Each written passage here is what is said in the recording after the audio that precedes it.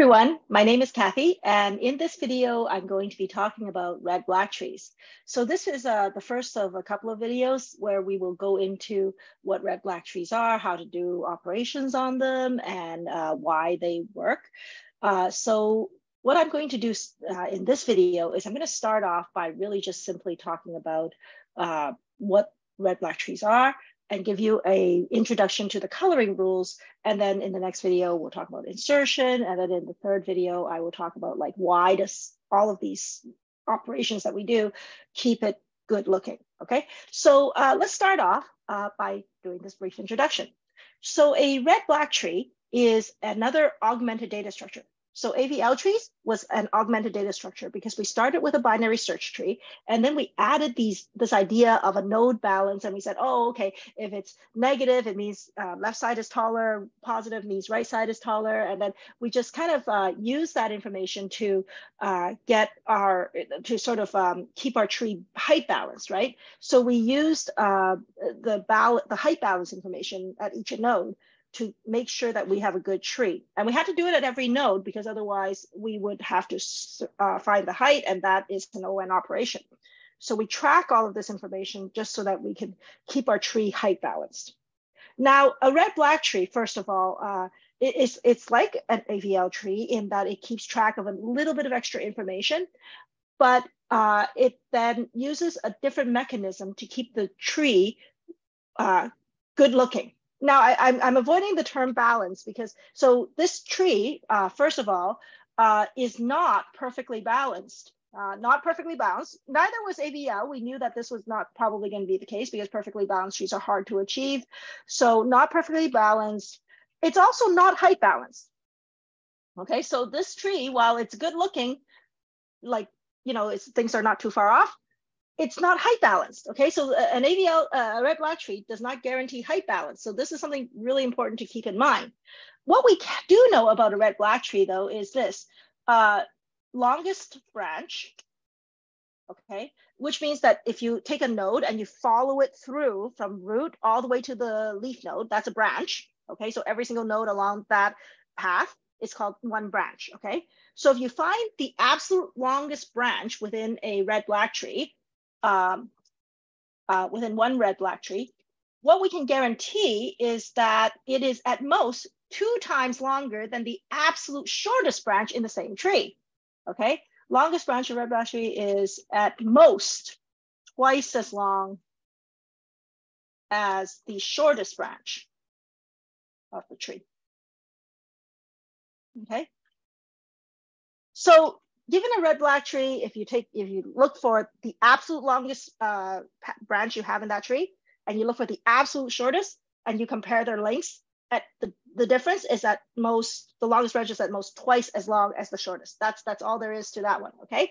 And the way that it does this is it uses a number of rules and maintains a number of rules about how we color nodes, okay? So which is kind of weird because you'd never think of nodes as having colors, but in red-black trees, they have color.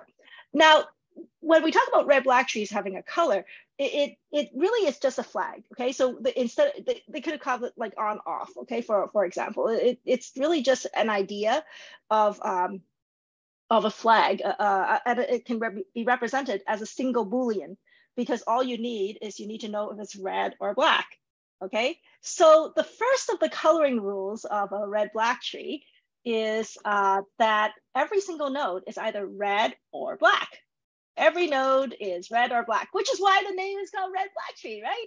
Red or black. You can't have a tree that is, you can't have any nodes in this tree that have no color, okay? So every node has to have a color and it's either red or black, okay? Now, note that these colors are transient. So like, it's not like a node is red and it's red forever and ever and ever and never any other color. The node's color is actually going to change as we do operations on the tree. So this is really just a state that the node is in that is either currently a red node or a black node, but at some point in the tree, you might do an operation that will change it from one color to another. Okay, so this is really important. It's not just like, you know, this node starts this life off as red and then it's red forever. That's not how it works, okay? So every node is either red or black. Okay, they just have a state to them, red or black. Now the second rule says that the root of the tree is always black. Root is always black. Okay, so the root node of the entire red-black tree, always going to be black. So whatever node ends up at the root, it's black. Now, rule number three. Rule number three says the following. A red node cannot have red children. So in other words, if somewhere in the tree I find a node that is red, I know that its children will definitely be black. Okay, so red nodes can only have children that are black. And of course, that means that there is a caveat to this, an extra sort of rule that if you think about it, this is also must be true. A red node will always have a black parent. So now, why do I say this? Why is this absolutely going to be true? Well, if a red node had a red parent, then the red parent has a red child, which we're not allowing, right? So a red node cannot have red children, and therefore a red node is, therefore a red node also must have a black parent. Okay, so the color of the parent must be black, and the color of the current node must be red. Okay, so that's sort of just an aside, but it's also true. Okay. Now, the fourth rule, now this one is the one that's sort of usually the hardest one to actually explain. From any node, so first of all, there's this idea in a red-black tree called null leaves, okay, or null nodes. Now, a null node or null leaf is basically what a null pointer points to. So if you, so in Python we use none, right? So at the bottom of your tree, at your leaf nodes, or even some of your inner nodes, there's a pointer that says none, right? Like there's no nodes afterwards. So instead of thinking about them as being non-existent, we think of them as null nodes. In other words, it points to a leaf node would point to two null nodes. In other words, they don't really exist, but they're null. Okay, so they're called null nodes or null leaves. Okay, now here is the idea. Here's this the fourth rule. Okay, it goes like this. So starting from any node in the tree, okay, the number of black nodes between that node and any null leaf within the subtree, within its subtree, must be the same. Okay, now this one is easier to diagram than it is to sort of explain. So picture's worth 1,000 words, right? So let's suppose that I have a tree here. Okay, and it doesn't really matter. This is part of a tree. Okay, it's not like it's not the root of the whole tree or anything like that. There's more nodes coming from above. Okay, but it doesn't matter. I can pick any node within the tree.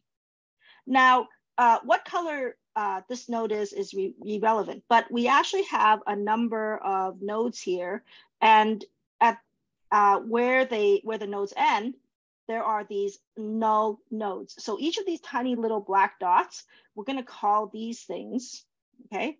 Those things are null nodes or null leaves, okay? Depending on which book you're reading. Okay, null leaves, sometimes people call them null nodes, but they both mean the same thing. It's basically where the none pointer points, right? They don't point to anything, but that's what it is. Okay, it's the tips. Okay, now if I take so here I have a node. Now it doesn't really matter if this node is red or black. This is not the root of the entire tree, so this could be red or black, and it doesn't matter. For now, I'm going to put it as a black node. Okay. Now let's say that I have a black node here and a red node like that. Okay, which is fine. Now, if I take a look at from this node, okay, the root, all the way to this null leaf, you can see that I have a total of 2 black nodes in that branch, right? Now, what this means is that every other branch to a null leaf must also have 2 black nodes, okay? So this one, okay, over here, which I will color with green. So if I follow this path right here, from here down to here, okay, that particular null leaf, I have to have 2 black nodes there. So obviously, the only color that this node could be is black. Okay, So because I have one black node here, two black nodes here to this null leaf. It's also the same number of black nodes to this one. So one black node, red, two black nodes, and then null leaf. Now on this path, I have to have two in order to have rule number 4 be valid. So this is one black node, red nodes doesn't count. So we have another black node. So that's two black nodes to this one and also two black nodes to this one. Now, think about this for a moment. What color is this node and this node going to be? Okay, what's the color here and here? So now, if I put a red node right here, so let's just say that for now I'm going to put a red node. Is this going to be a valid red-black tree? And the answer is actually it won't be. The reason is that if I did that, I will have a path here where it starts here and goes here to this null node right here. And in that pathway, there's only one black node, and that is absolutely not allowed because the number of black nodes must be the same. So because I have two going to this null leaf within the subtree, I have to have two going to this null leaf within the subtree. Okay, so therefore I can't have a red node there. So this means that this must be a black node. Okay, and that will allow me to have two black nodes going here. Okay, now let's take a look at this last node. What color can this black node be? Now, this particular black node has to be red. Now, why can't it be black? Okay, so actually that's always a question that, like, why can't we do the black node? If I put a black node here, what will happen is when I count the number of black nodes from here all the way to this null leaf, I will see that there are 3 black nodes. But that's not allowed because over here, I have only 2. So I can't have more, I can't have less, I have to have exactly the same amount, okay? So this node cannot ever be black, it has to be red, okay? Otherwise, we will break rule number 4, okay? So this is the coloring rules for a red-black tree, okay? And what we do whenever we do an operation on a red-black tree is we try to maintain these 4 coloring rules and ensure that we don't break any of them.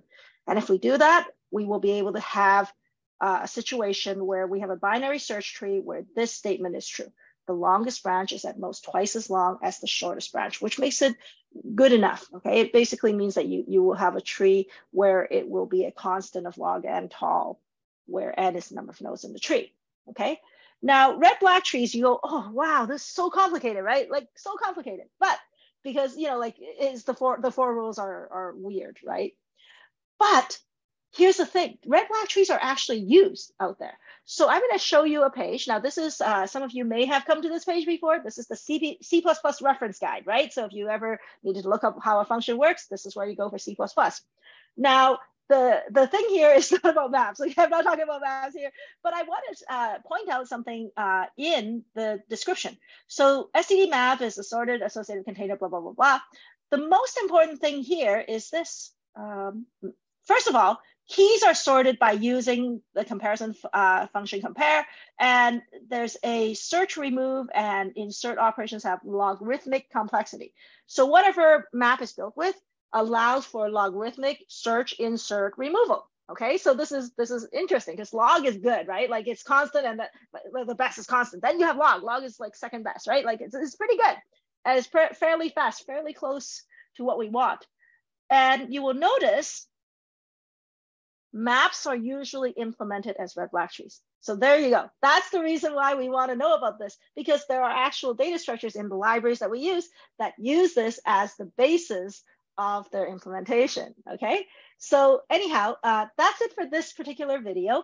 In the next video, I'll go over how to do an insertion, all the little operations. How do we maintain these 4 coloring rules? Okay, thanks everyone.